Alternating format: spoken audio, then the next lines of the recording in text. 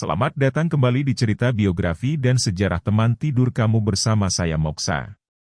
Pada episode kali ini kita akan menceritakan sejarah tim nasional Indonesia dan biografi beberapa pelatih yang pernah menanganinya, dimulai dari pertama kali timnas terbentuk hingga saat ini. Sebelum kita lanjut jangan lupa untuk tekan like, komen, share dan subscribe agar tidak ketinggalan cerita biografi dan sejarah yang akan kita sajikan. Tim nasional sepak bola Indonesia adalah tim nasional yang mewakili Indonesia di ajang sepak bola internasional senior pria. Mereka adalah tim Asia pertama yang berpartisipasi pada Piala Dunia FIFA tahun 1938 mewakili Hindia Belanda. Pertandingan yang melibatkan tim-tim dari Hindia Belanda diselenggarakan oleh Nederlands-Indische Voetbalbond atau NIV, atau penggantinya Nederlands-Indische Voetbalunie atau NIVO, yang merupakan federasi sepak bola Hindia Belanda pada masa penjajahan. Pertandingan yang diselenggarakan sebelum kemerdekaan Indonesia pada tahun 1945 tidak diakui oleh PSSI sebagai pertandingan resmi tim nasional Indonesia. Pertandingan pertama yang tercatat ketika melibatkan tim dari Hindia Belanda adalah ketika melawan tim nasional Singapura pada tanggal 28 Maret 1921. Pertandingan tersebut dimainkan di Batavia dan Hindia Belanda menang dengan skor akhir 1-0. Kemudian diikuti dengan pertandingan melawan tim Australia pada Agustus 1928 dengan kemenangan 2-1 dan tim dari Shanghai 2 tahun kemudian dengan hasil imbang 4-4. Pada tahun 1934, sebuah tim dari Jawa mewakili Hindia Belanda di pertandingan kejuaraan Timur Jauh yang dimainkan di Manila, Filipina. Setelah mengalahkan Jepang 7-1 pada pertandingan pertamanya. Dua pertandingan berikutnya berakhir dengan kekalahan 2-0 dari Tiongkok dan 3-2 dari sang tuan rumah, yang mengakibatkan tim nasional Jawa hanya menempati posisi kedua di turnamen tersebut. Meskipun tidak diakui oleh PSSI, pertandingan-pertandingan ini diakui oleh peringkat ELO atau rating sepak bola dunia sebagai pertandingan pertama yang melibatkan tim nasional Indonesia. Hindia Belanda adalah tim Asia pertama yang berpartisipasi di Piala Dunia FIFA 1938 di Prancis. Ketika tim ini lolos ke turnamen tahun 1938 setelah Jepang mengundurkan diri dari babak kualifikasi. Kekalahan 6-0 dari Hungaria di pertandingan pertama, yang juga menjadi satu-satunya penampilan Indonesia di Piala Dunia. Dengan demikian, Indonesia memegang rekor Piala Dunia sebagai tim dengan jumlah pertandingan paling sedikit dan salah satu tim dengan jumlah gol paling sedikit yang dicetak. Setelah Perang Dunia II, yang diikuti dengan Revolusi Indonesia, puncak sejarah sepak bola Indonesia terjadi pada Olimpiade musim panas 1956 di Melbourne. Indonesia bermain imbang melawan Uni Soviet, kemudian kalah 0-4 dalam pertandingan ulang. Penampilan ini menjadi satu-satunya penampilan Indonesia di ajang Olimpiade. Pada Piala Dunia 1958 Indonesia untuk pertama kalinya membukukan penampilan pada babak kualifikasi sebagai tim nasional merdeka. Indonesia mengalahkan Tiongkok pada babak pertama, kemudian menolak bertanding melawan Israel pada babak berikutnya dengan alasan politik. Di Pesta Olahraga Asia 1958. Indonesia meraih medali perunggu cabang sepak bola mengalahkan India dengan skor 4-1 pada laga perebutan tempat ketiga. Indonesia juga bermain imbang 2-2 dengan Jerman Timur dalam laga uji coba. Tim nasional Indonesia berhasil menjuarai turnamen merdeka sebanyak 3 kali yaitu pada tahun 1961, 1962 dan 1969. Indonesia juga menjadi juara Piala Raja Thailand 1968. Indonesia kembali berlaga pada babak kualifikasi Piala Dunia 1974. Namun, tim nasional Indonesia tereliminasi di babak pertama dengan hanya meraih 1 kemenangan dari 6 pertandingan melawan Selandia Baru. Pada babak kualifikasi Piala Dunia 1978, Indonesia hanya mampu memenangkan 1 dari 4 pertandingan melawan tuan rumah Singapura. 4 tahun kemudian pada kualifikasi Piala Dunia 1982, Indonesia mencatatkan 2 kemenangan atas Tionghoa Taipei dan Australia. Pada masa kebangkitan sepak bola Indonesia tahun 1985 hingga 1995, Indonesia berhasil lolos Piala Dunia FIFA dari babak pertama dengan meraih 4 kemenangan, 1 hasil imbang, dan 1 kekalahan, sebelum akhirnya berada di puncak grup. Korea Selatan menjadi pemenang atas Indonesia di putaran kedua pada babak kualifikasi Piala Dunia FIFA 1986. Indonesia kemudian mencapai semifinal Asian Games 1986 setelah mengalahkan Uni Emirat Arab di perempat final. Namun, timnas Indonesia pada akhirnya gagal meraih medali setelah kalah dari tuan rumah Korea Selatan di semifinal, dan dikalahkan Kuwait dalam perebutan medali perunggu. Tonggak sejarah pada masa ini adalah keberhasilan Indonesia meraih medali emas di Pesta Olahraga Asia Tenggara atau SEA Games pada tahun 1987 setelah mengalahkan Malaysia dengan skor 1-0 di final. Dan pada tahun 1991 saat mengalahkan Thailand dalam adu penalti untuk meraih gelar juara. Pada kualifikasi Piala Dunia 1990, timnas Indonesia tidak lolos dari babak pertama dengan catatan hanya meraih 1 kemenangan atas Hong Kong, 3 hasil imbang, dan 2 kekalahan.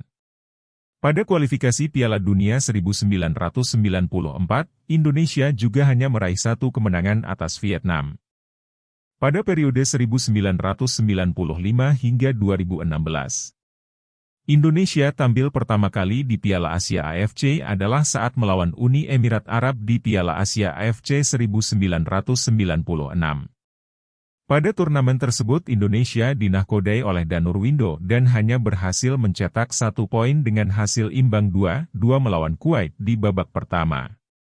2 gol tersebut dicetak oleh Widodo Cahyono Putro dan Roni Wabia. Pada penampilan kedua tim Indonesia di Piala Asia terjadi di Lebanon tahun 2000. Pada Piala Asia 2000 Lebanon, Kurniawan Dwi Yulianto dan kolega tergabung di grup berat. Timnas Indonesia berada di grup B bersama Cina, Korea Selatan, dan Kuwait. Tim Merah Putih mengawali kiprahnya dengan menghadapi Kuwait di Stadion Olimpiade Internasional, Tripoli, 13 Oktober. Dalam pertandingan tersebut, timnas Indonesia kesulitan keluar dari tekanan Kuwait. Alhasil, produktivitas mencetak 18 gol dalam 4 laga pada kualifikasi tak terlihat. Beruntung, Hendro Kartiko yang tampil di bawah Mistar tampil prima untuk menggagalkan berbagai peluang yang didapatkan lini serang Kuwait.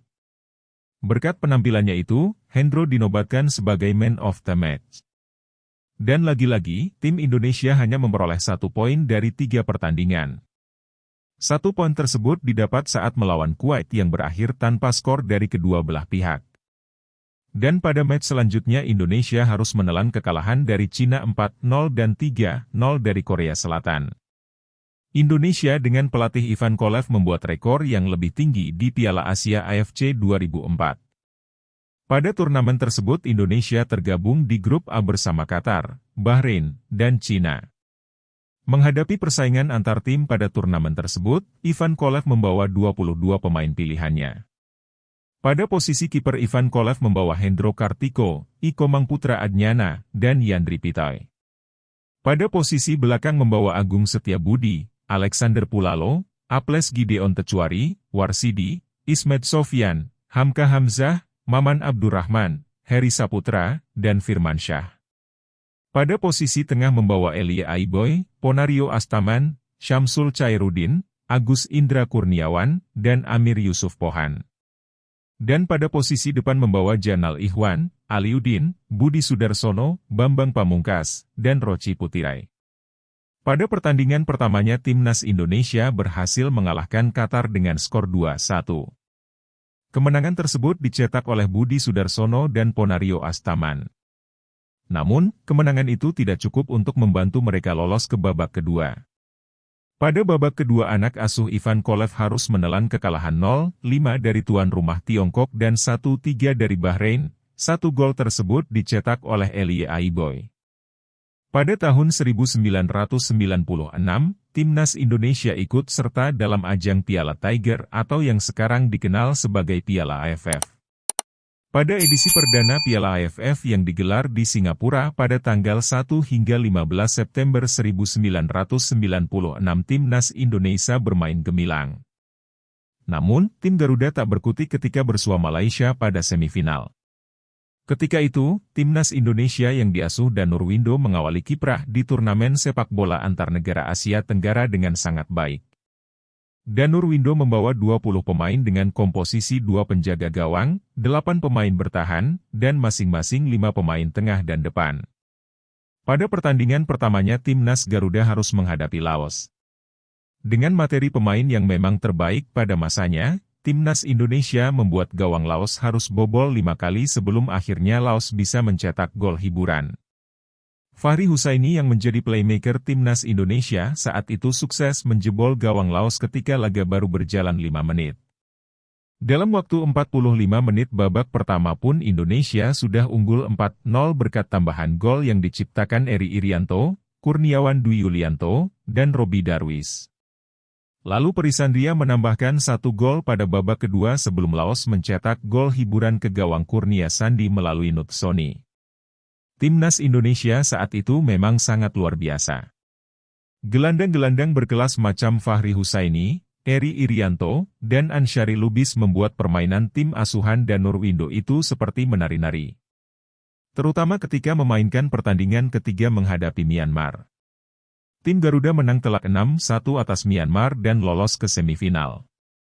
Dari 3 kemenangan tersebut, para pemain timnas Indonesia juga mengemas 14 gol dan membuat pemain seperti Fahri Husaini, Perisandria, dan Kurniawan Dwi Yulianto bersemangat untuk bersaing dengan pemain tim lain di daftar pencetak gol.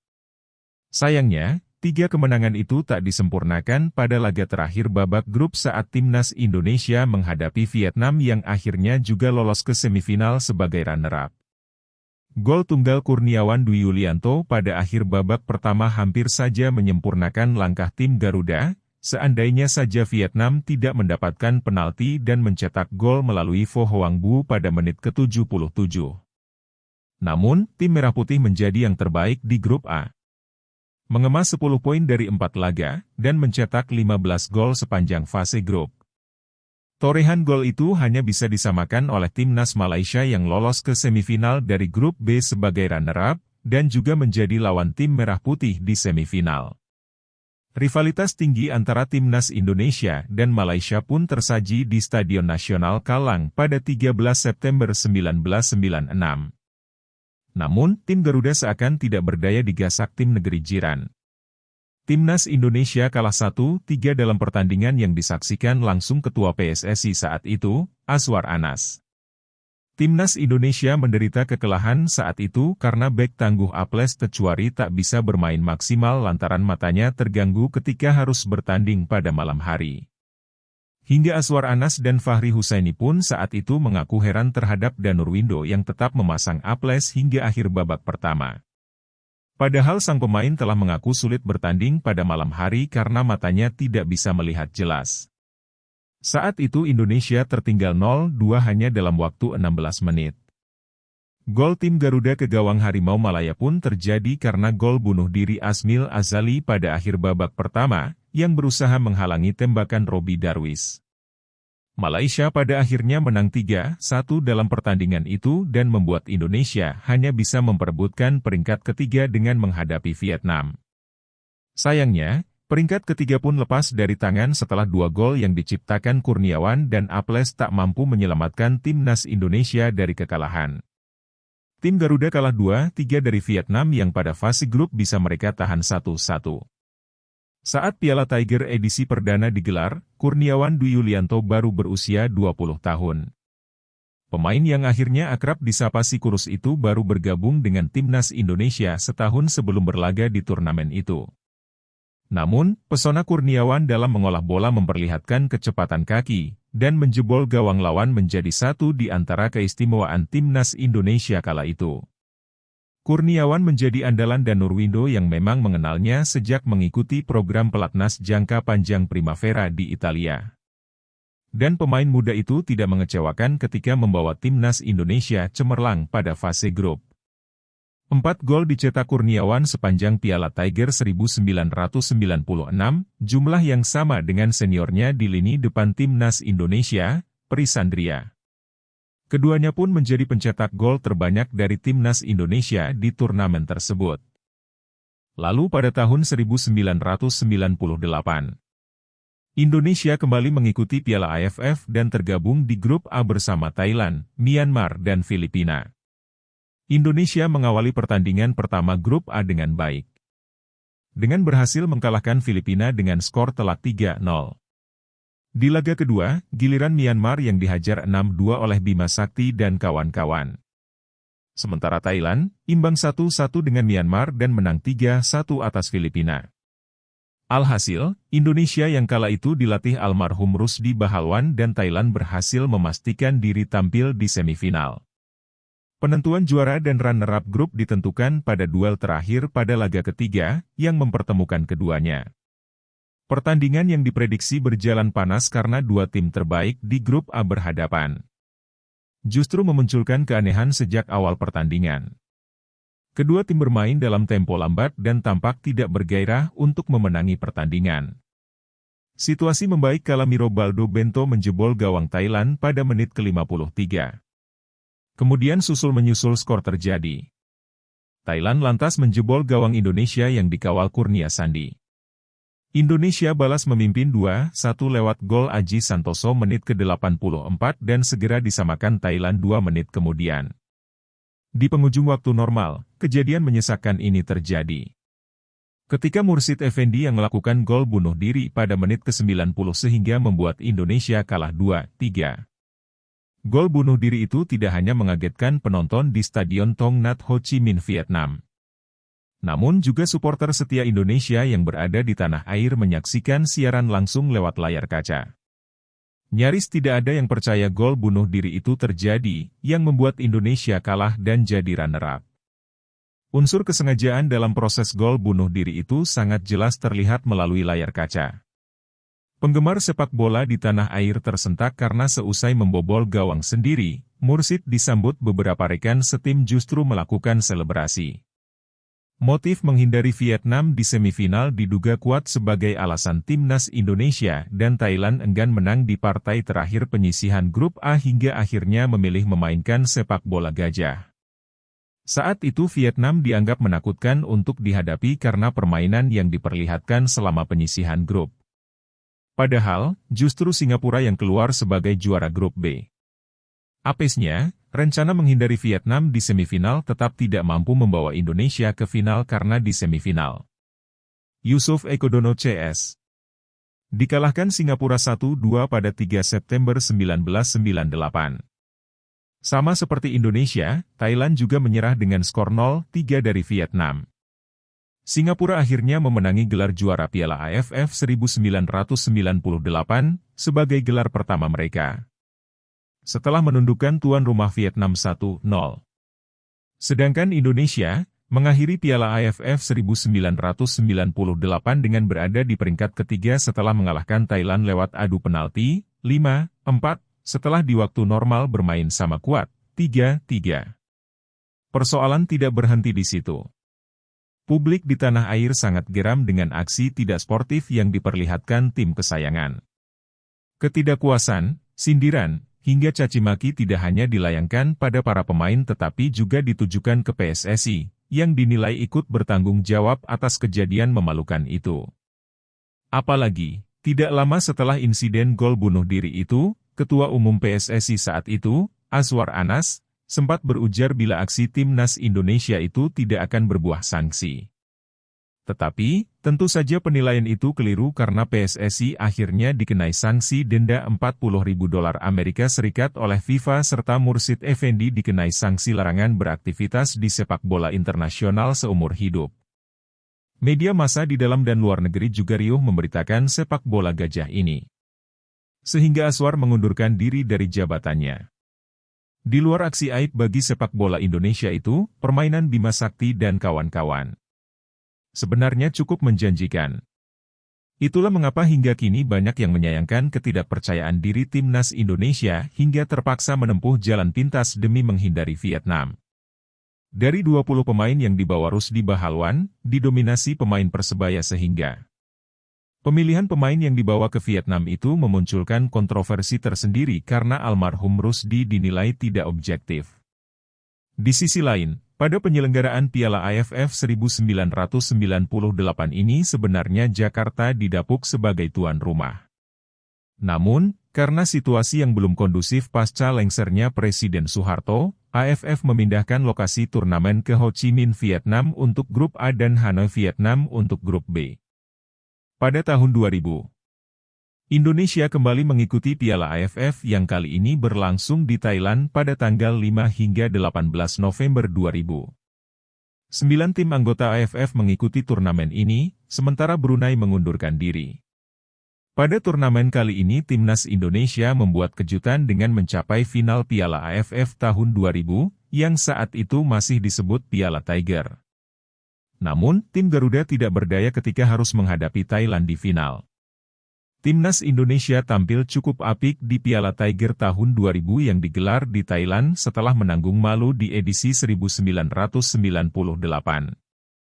Sepak bola gajah yang dilakukan pemain Indonesia yang bernama Mursid Effendi dengan mencetak gol bunuh diri saat menghadapi Thailand mencoreng nama Indonesia di sepak bola level internasional. Tim Garuda datang dengan 24 pemain, termasuk gendut Doni Cheristiawan yang sempat tidak masuk tim sebelum Bambang Pamungkas akhirnya batal bergabung.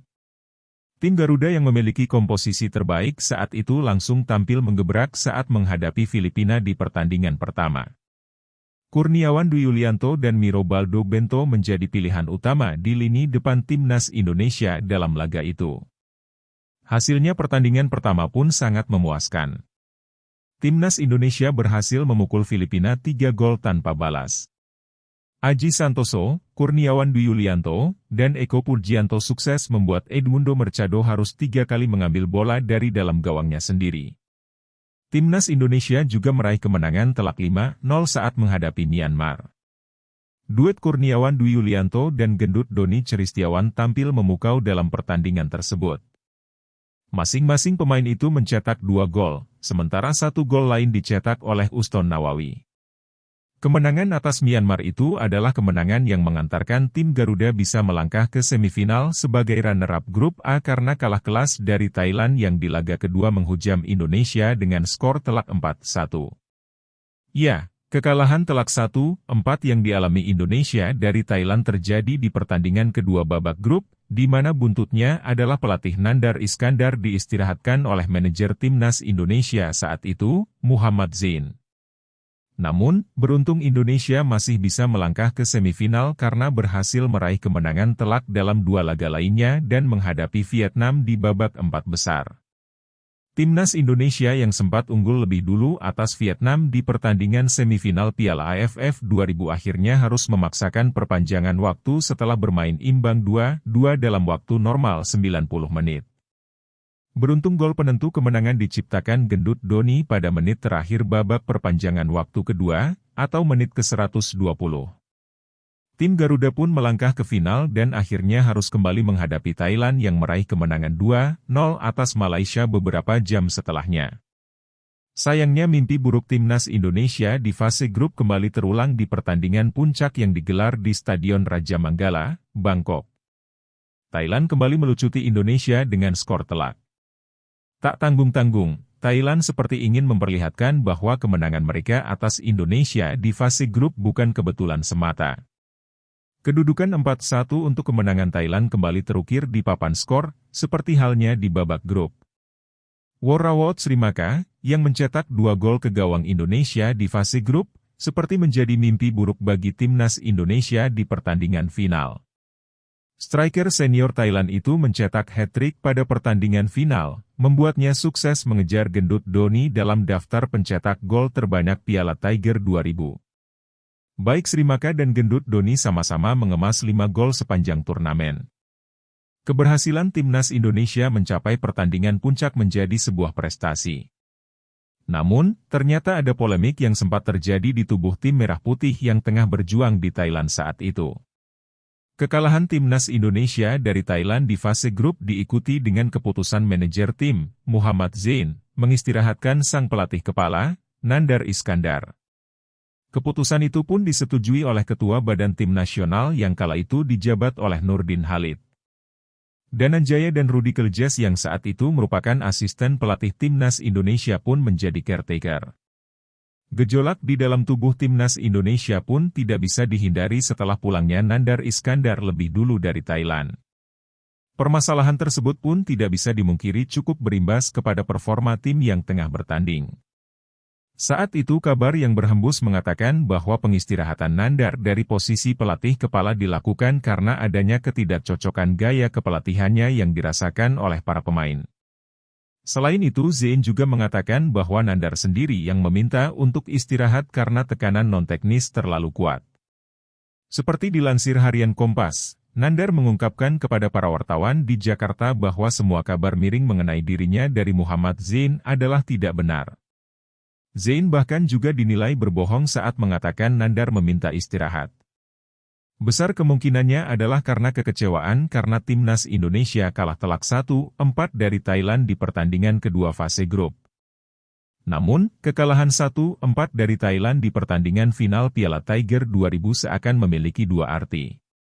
Timnas Indonesia merasakan langsung dampak negatif dari polemik yang terjadi saat itu, dan tentu saja memang Timnas Indonesia kalah kelas ketimbang Thailand terlepas ada atau tidak Nandar Iskandar di posisinya sebagai pelatih kepala. Sosok pemain depan kelahiran 7 Desember 1978 ini menjadi satu yang penting dalam skuad Timnas Indonesia di Piala Tiger 2000. Namun, tahukah Anda bahwa gendut Doni Kristiawan sempat tersisihkan dari tim Garuda sebelum berangkat ke Thailand? Gendut Doni kalah bersaing dengan striker-striker lain seperti Miro Baldo Bento, Kurniawan Dwi Yulianto, dan Bambang Pamungkas yang disukai style bermainnya oleh Nandar Iskandar. Namun, Bambang akhirnya tidak mendapatkan izin dari HC Noord, klub asal Belanda yang ia bela saat itu. Gendut Doni pun mendapatkan tempat 1 hari sebelum keberangkatan Timnas Indonesia menuju Thailand. Keputusan Nandar Iskandar memanggil kembali Gendut Doni untuk menggantikan posisi Bambang Pamungkas pun terasa sangat tepat. Gendut Doni mampu memperlihatkan ketajaman yang luar biasa dan bahkan bisa disebut paling agresif di tubuh tim Merah Putih saat itu. Pelatih Timnas Thailand saat itu, Peter White, bahkan menilai kekalahan Vietnam dari Indonesia di pertandingan semifinal karena tim negeri Paman Ho itu tidak memperhitungkan keberadaan Gendut Doni dalam pertandingan tersebut. Vietnam kalah karena repot mengurusi Kurniawan tanpa memperhitungkan Gendut Doni yang lebih agresif, ujar Peter White seperti dilansir harian Pelita, 18 November 2000. Pendapat Peter White itu memang tidak salah dan berdasarkan kepada pengalamannya. Thailand menjadi tim pertama yang harus merasakan ketajaman seorang Gendut Doni di fase grup. Satu-satunya gol Indonesia ke gawang Thailand, dalam pertandingan kedua babak grup yang berakhir dengan skor 1-4, dicetak oleh Gendut Doni. Myanmar pun harus merasakan ketajamannya dalam laga terakhir babak grup. 2 gol Gendut Doni, ditambah 2 gol Kurniawan dan 1 gol dari Uston Nawawi, sukses membuat Timnas Indonesia membungkam Myanmar 5 gol tanpa balas. Vietnam pun harus merasakan kegagalan di semifinal karena Gendut Doni. Pemain yang kemudian ikut mengantar Persija Jakarta meraih juara Liga Indonesia 2001 itu sukses menjadi penyelamat Timnas Indonesia dengan mencetak gol pertama dalam pertandingan itu dan juga gol penentu kemenangan di akhir babak perpanjangan waktu sekaligus menyingkirkan Vietnam dengan skor akhir 3-2. Tanpa Gendut Doni di laga kontra Vietnam, Indonesia pasti sudah pulang lebih dulu. Indonesia berhasil ke final dan Gendut Doni menjadi pencetak gol terbanyak sementara dengan 5 gol. Namun, Indonesia akhirnya gagal meraih juara karena kalah 1-4 dari Thailand di partai puncak, di mana striker Thailand, Worawot Srimaka, mencetak 2 gol dan akhirnya mengumpulkan jumlah gol yang sama dengan Gendut Doni. Keduanya pun menjadi top skor bersama Piala Tiger 2000 dengan torehan 5 gol. Pada tahun 2002, Indonesia kembali mengikuti Piala AFF yang diselenggarakan di Jakarta dan Singapura pada tanggal 15 hingga 29 Desember 2002. 9 tim anggota AFF mengikuti turnamen ini, sementara Brunei kembali tidak mengikuti turnamen ini. Dalam turnamen AFF yang berlangsung di Jakarta ini, Timnas Indonesia bergabung di grup A bersama Vietnam, Filipina, Myanmar dan Kamboja. Dalam ajang ini PSSI menunjuk Ivan Kolev sebagai pelatih kepala Timnas Indonesia. Ivan Kolev merupakan pelatih ketujuh dalam kurun waktu 6 tahun yang ditunjuk PSSI menduduki kursi panas pelatih kepala demi hadirnya prestasi terbaik. Ivan Kolev harus berusaha lebih cermat, mengingat ekspektasi yang dibebankan dari PSSI maupun penggemar si kulit bundar di tanah air padanya cukup tinggi. Karena dalam 3 edisi sebelumnya Timnas Indonesia selalu gagal meraih prestasi. Sesuai kuota 20 pemain yang ditetapkan dalam regulasi. Ivan Kolev lebih memilih pemain yang bisa bermain dalam 2 posisi, terutama di lini tengah dan depan. Apalagi Kolev gemar memainkan pola 4-4-2 dan 4-3-3. Penerapan pola 4 bek sejajar ini terbilang baru untuk pasukan Garuda. Skuad Indonesia bahkan bisa dibilang baru diajari skema ini beberapa bulan saja sebelum kick-off Piala AFF 2002, karena Timnas Indonesia sebelumnya lebih sering mengusung pola 3-5-2. Di lini depan, Ivan Kolev memilih gendut Doni, Bambang Pamungkas, Zainal Arif, dan Jainal Ikhwan. 2 nama pertama dikenal sebagai striker murni. Sedangkan Zainal Arif dan Jainal Ikhwan selain mampu menjadi striker murni, juga bisa berperan sebagai penyerang sayap. Keduanya merupakan muka baru di Timnas Indonesia pada Piala AFF 2002. Sementara di lini tengah tim pelatih membawa 7 gelandang. Mulai gelandang bertahan, gelandang menyerang, hingga pemain sayap, dipilih Kolev untuk menyempurnakan taktik dan strateginya. Sebanyak 7 gelandang yang dibawa Kolev adalah Heri Syahputra, Elie Aiboy, Budi Sudarsono, Putu Gede, Yaris Riyadi, Amir Yusuf Pohan, dan Imran Nahumaruri. Ivan terpaksa menepikan Bima Sakti, yang cedera jelang perhelatan Piala AFF ini. Di sisi lain untuk materi pemain belakang, Kolev cukup banyak membawa pemain fullback. Dengan patokan 4 bek sejajar para pemain belakang yang dibawa adalah Supriyono, Agung Setiabudi, dan Isnan Ali. Untuk sektor penjaga gawang, hanya 2 pemain yang dibawa. Mereka adalah Hendro Kartiko yang pernah dijuluki Fabian Barthez dari Timnas Indonesia dan Jandri Pitoy. Melangkah dengan status peringkat kedua grup A, Indonesia menghadapi Malaysia di semifinal. Pertandingan berlangsung ketat. Kedua tim sama-sama menerapkan permainan terbuka. Tetapi, pada akhirnya Bambang Pamungkas menjadi pahlawan Timnas Indonesia lewat golnya pada menit ke-75. Indonesia menang atas Malaysia yang merupakan musuh bebuyutan dengan skor 1-0. Namun, di pertandingan final Indonesia yang bermain di kandang sendiri, tim Merah Putih tidak berhasil memberi kebahagiaan buat hampir 100.000 supporter yang memenuhi Stadion GBK. Pemenang pertandingan final melawan Thailand ditentukan lewat adu penalti. Dalam waktu normal ditambah perpanjangan waktu 2x15 menit, skor tetap sama kuat 2-2. Dalam drama adu penalti 4 dari 5 eksekutor Thailand berhasil menunaikan tugasnya secara sempurna. Mereka adalah Sakda Joemdae, Tersak Chaiman, Manit Noivach, dan Dusit Chalermsan. Sementara Kiatisuk Senamwang, penendang pertama, gagal. Sedangkan Indonesia hanya menampilkan 4 penendang karena 2 di antaranya gagal menceploskan bola ke gawang. 2 pemain yang gagal mengeksekusi penalti itu adalah Bejo Sugiantoro yang tendangannya membentur tiang dan Firmansyah melebar dari gawang Thailand yang dijaga Kitisak Rawangpa.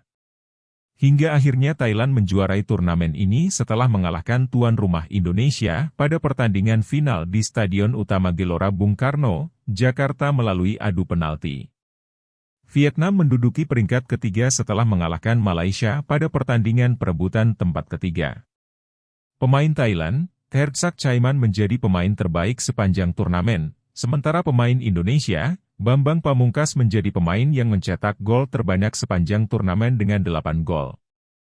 Pada tahun 2004, Indonesia kembali mengikuti ajang Piala AFF dalam edisi kelima yang berlangsung di Vietnam dan Malaysia pada tanggal 7 hingga 14 Desember 2004. Untuk pertama kalinya, babak semifinal dan final dilakukan dengan sistem kandang-tandang. Sementara pertandingan perebutan tempat ketiga diselenggarakan di Singapura, pada 28 Desember 2004 hingga 16 Januari 2005. 9 tim anggota AFF mengikuti turnamen ini, sementara Brunei kembali tidak mengikuti turnamen ini. Posisinya di turnamen ini digantikan oleh Timor Leste, sehingga jumlah peserta turnamen menjadi 10 tim. Masuk dalam grup A bersama Singapura, Vietnam, Laos dan Kamboja. Sementara grup B dengan kontestan Thailand, Myanmar, Filipina ditambah partisipan baru, Timor Leste sebagai pengganti Brunei. Ini adalah edisi kedua sejak sebelumnya, di mana Piala AFF digelar dengan menggunakan format dua negara sebagai tuan rumah. Penampilan Timnas Indonesia pada gelaran Piala AFF 2004 boleh dibilang menjadi salah satu yang terbaik dalam sejarah partisipasi di turnamen tersebut. Mengawali kompetisi dengan bayang-bayang kedahsyatan era baru Vietnam dengan mengandalkan generasi Lee Chong Vin, Indonesia di luar dugaan justru mampu tampil atraktif dan mengesankan sepanjang 4 pertandingan fase grup, menjadi tim tersubur dengan torehan 17 gol ke gawang lawan, serta tanpa sekalipun kebobolan. Di bawah arahan pelatih Peter Whithee, yang mentereng dengan reputasi tingginya saat membawa Thailand juara di tahun 2000 dan 2002, Indonesia bermain atraktif dengan menjadi tim terbaik sepanjang babak penyisihan grup di Piala AFF edisi ini. Ketajaman luar biasa pasukan merah putih tersebut tak lepas dari hadirnya seorang bintang muda bernama Boaz Solosa. Meski usianya sangat belia kala itu, ia dipercaya Whithee menjadi ujung tombak utama di lini depan. Keberadaannya melengkapi Trisula Maut bersama dengan Ilham Jayakesuma dan Kurniawan Dwi Yulianto.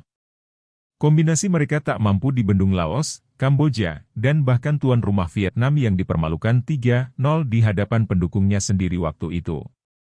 Dari serangkaian laga itu, hanya Singapura yang sanggup menahan imbang tanpa gol. Dengan catatan gemilang itu, Indonesia melangkah ke babak semifinal dengan status sebagai juara grup A, didampingi Singapura yang menyisihkan Vietnam di tempat ketiga. Berbeda dari edisi sebelumnya, semifinal kali ini digelar kandang dan tandang. Begitu juga dengan babak final yang dimainkan 2 kali seturut markas masing-masing tim. Fase inilah menjadi saksi perlawanan heroik Indonesia atas Malaysia. Sebelumnya, pasukan Harimau Malaya melenggang ke semifinal setelah menuntaskan persaingan ketat grup B sebagai runner-up. Di bawah Myanmar yang kini dilatih oleh mantan pelatih Timnas Indonesia Ivan Kolev menjadi kuda hitam turnamen dengan menyingkirkan tim kuat Thailand dan lolos sebagai pemuncak grup. Mengawali babak semifinal dengan optimisme tinggi, Indonesia justru dikejutkan dengan penampilan Malaysia yang berhasil membalikkan ketertinggalan menjadi kemenangan 2-1 di laga leg pertama di Jakarta. Akibatnya, penonton marah di luar stadion sehingga skuad Malaysia terkurung lama di ruang ganti pemain.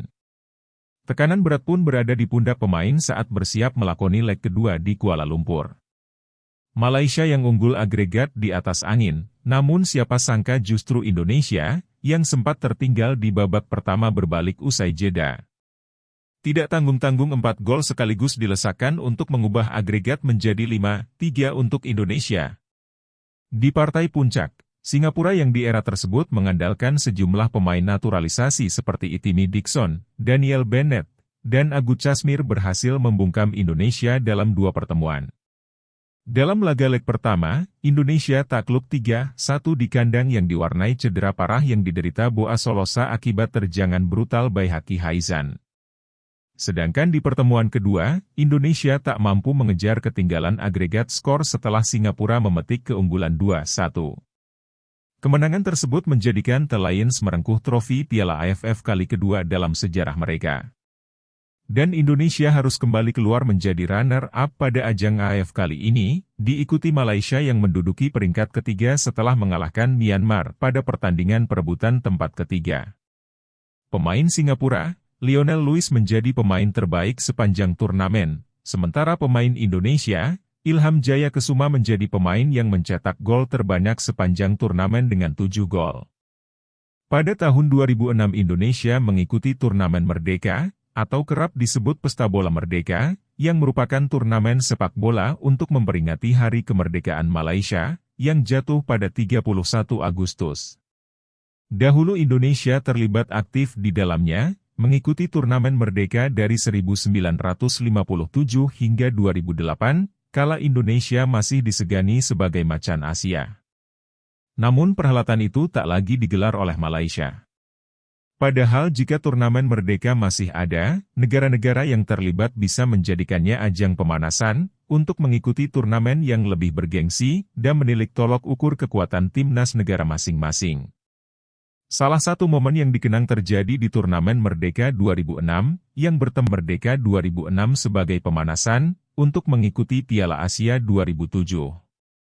Ia membawa serta pemain gabungan junior dan senior dalam skuad timnas, agar mereka lebih padu saat bermain di Piala Asia 2007. Peter Withe pun membawa nama-nama yang cukup beken di kalangan sepak bola tanah air, seperti Bambang Pamungkas, Boas Solosa, Saktiawan Sinaga, Ponario Astaman, Ismet Sofyan, Sam Sidar, dan pemain lainnya. Indonesia bertemu dengan Malaysia di fase grup, dan laga sengit itu berlangsung dengan skor 1-1. Kala itu motor serangan Harimau Malaya dipimpin oleh Indra Putra Mahayudin. Bambang Pamungkas terlebih dahulu membawa Indonesia unggul di menit 15, sebelum akhirnya Malaysia mengakhiri. Ketiganya bermain di Liga Super Malaysia. Bambang Pamungkas dan Elie Aibo bermain bersama Selangor FA, dan Ponario Astaman di Malaka Telkom. Hasilnya pun positif. Permainan Malaysia yang saat itu ditangani oleh Norizan Bakar, tak mampu banyak berkembang karena sudah terbaca oleh Indonesia, yang juga unggul dalam penguasaan bola. Sayang, di akhir laga M. Ridwan menciptakan gol bunuh diri, yang membuyarkan kans Indonesia meraup 3 poin. Kekuatan timnas Indonesia dengan Malaysia memang hanya terpaut 2 poin, jika tolok ukurnya adalah peringkat dunia. Namun pelatih Malaysia, Bakar, sudah kadung menegaskan, bahwa timnya ingin unjuk gigi pamer kekuatan, menunjukkan bahwa Malaysia bukan tim yang inferior. Pesta bola Merdeka harus dijadikan sebagai satu platform, satu arah tuju bagi tim, bukan sekadar untuk memadamkan kritikan tetapi juga mempamer keupayaan sebenar skuad Malaysia, ujar Bakar kala itu. Mereka tak mau jadi bulan-bulanan Myanmar, Thailand, dan Indonesia di depan pendukungnya sendiri. Namun fakta di atas lapangan berbicara, bahwa Malaysia belum memiliki cukup kekuatan untuk mengimbangi Indonesia, Thailand, dan Myanmar. Pada partai final Indonesia bertemu dengan Myanmar untuk memperebutkan gelar juara, pertandingan tersebut berlangsung di Stadion Shah Alam, Selangor, Malaysia. Timnas Indonesia dan Myanmar mengawali partai final Merdeka Games ke-38 tersebut dengan tempo yang relatif lambat. Skuad Merah Putih yang dikomando gelandang sekaligus Kapten Ponario Astaman lebih banyak menguasai bola, namun serangan yang dilakukan tidak bisa menembus tembok pertahanan yang dibangun Myanmar. Lini tengah tim asuhan Peter Withe tampak kurang bisa berkreasi terlebih dua pemain sayap, Atep dan Boas Salosa, jarang melepas umpan-umpan silang untuk bisa dimanfaatkan oleh duo striker, Bambang Pamungkas dan Ilham Jayakesuma. Sementara Myanmar lebih banyak menunggu dan melancarkan serangan balik, namun serangan mereka pun kerap buyar oleh jebakan offside yang diterapkan 4 pemain belakang Indonesia. Pada babak kedua, Myanmar mulai mencoba naik menyerang dan bermain lebih terbuka. Kedua kesebelasan pun meningkatkan tempo permainan untuk mencoba membongkar pertahanan lawan. Indonesia memiliki peluang pertama pada menit 54 ketika Ilham melepas tendangan keras dari luar kotak penalti, namun kiper Aung Aung Ko bisa menepis bola sehingga hanya menghasilkan tendangan sudut. Bencana bagi Indonesia datang saat pertandingan berjalan 1 jam ketika dalam sebuah serangan balik cepat pemain sayap kiri Myanmar, Hin Maung Tun, melepas umpan silang mendatar ke kotak penalti. Bola disapu oleh bek Ricardo Salampesi namun jatuh ke kaki Kiatura, yang berdiri bebas di depan kotak penalti. Tura langsung menendang bola dan menjebol gawang Sam Sidar. Tertinggal 0-1, Indonesia meningkatkan serangan dan hampir menyamakan kedudukan ketika sundulan Bambang Pamungkas menghantam mistar gawang.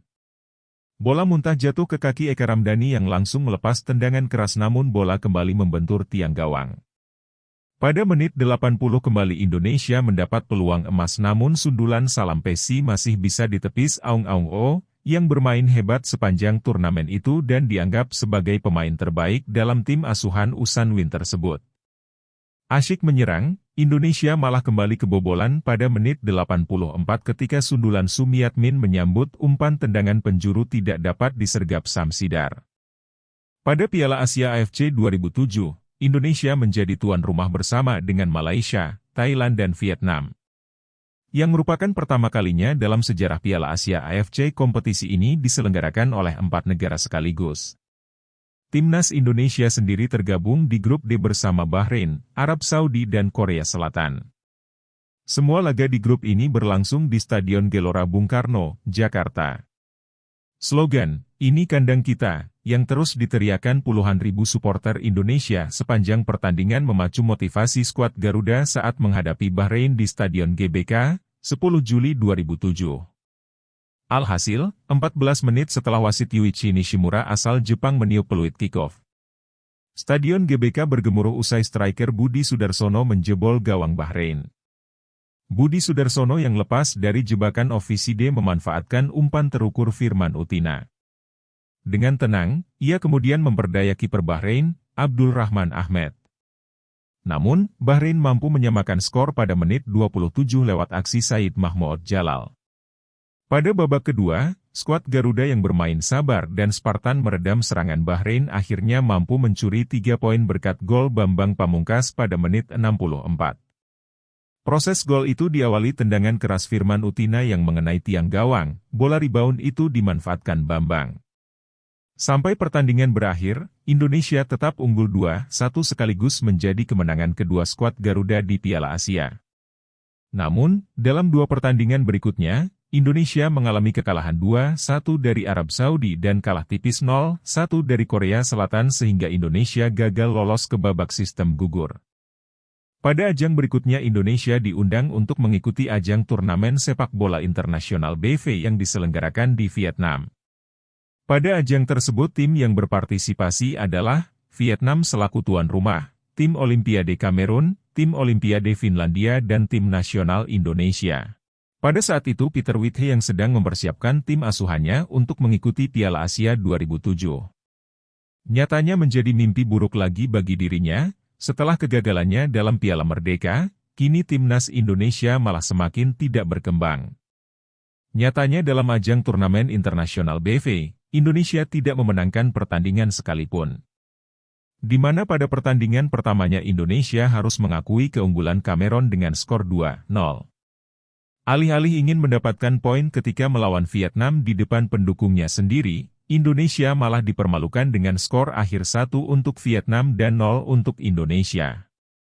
Padahal saat itu Vietnam menurunkan pemain under 23, dan Indonesia menurunkan skuad intinya. Pada pertandingan terakhir melawan Finlandia, Indonesia benar-benar dipermalukan dengan skor telak 5-0. Sekian dulu cerita biografi dan sejarah dari Timnas Indonesia dari terbentuknya Timnas Indonesia sampai hari ini.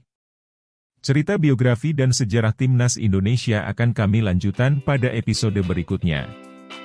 Jadi jangan lupa untuk tekan like, share dan subscribe serta menyalakan tombol lonceng, agar tidak ketinggalan cerita part 2 dari sejarah dan biografi Timnas Indonesia. Sampai jumpa di cerita selanjutnya.